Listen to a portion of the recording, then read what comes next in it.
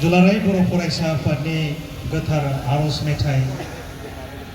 मेथाइखौ जागायगोन।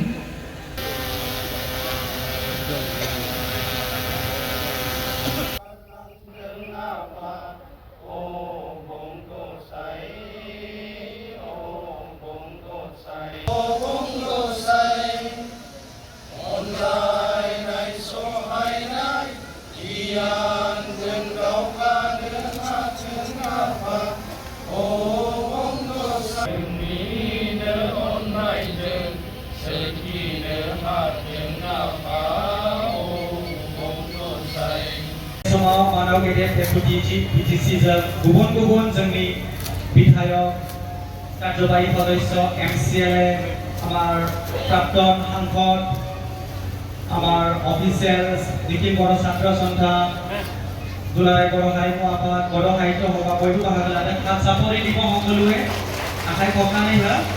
Life sketch of martyr Sujit Narzary, a beautiful edited by our 39 Bodoland martyrs, and thank you all the team. Thank you for joining with us. नंगौ दिनै 39थि बोसोरसालिया मुंख्लं सान दिनै बाहाय गाजा गोमजायै खुंदों।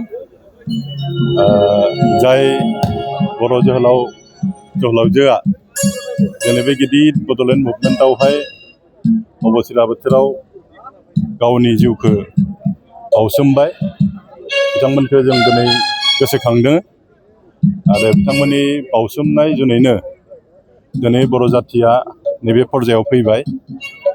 बे गमामायैनो बे जोंनि थाखाय गोजोनथावना बाथ्रा।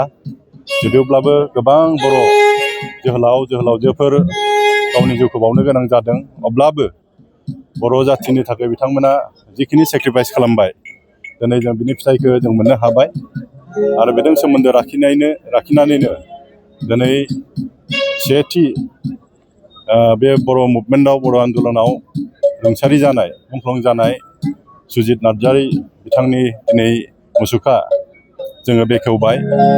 आं आसा खालामगोन बिथाङा जेब्लायबो अरायसम जेब्लासिम बर' जाथिया थागोन बै समसिम बिथांमोना सिबिजागोन, जों बेखौ आसा खालामदों।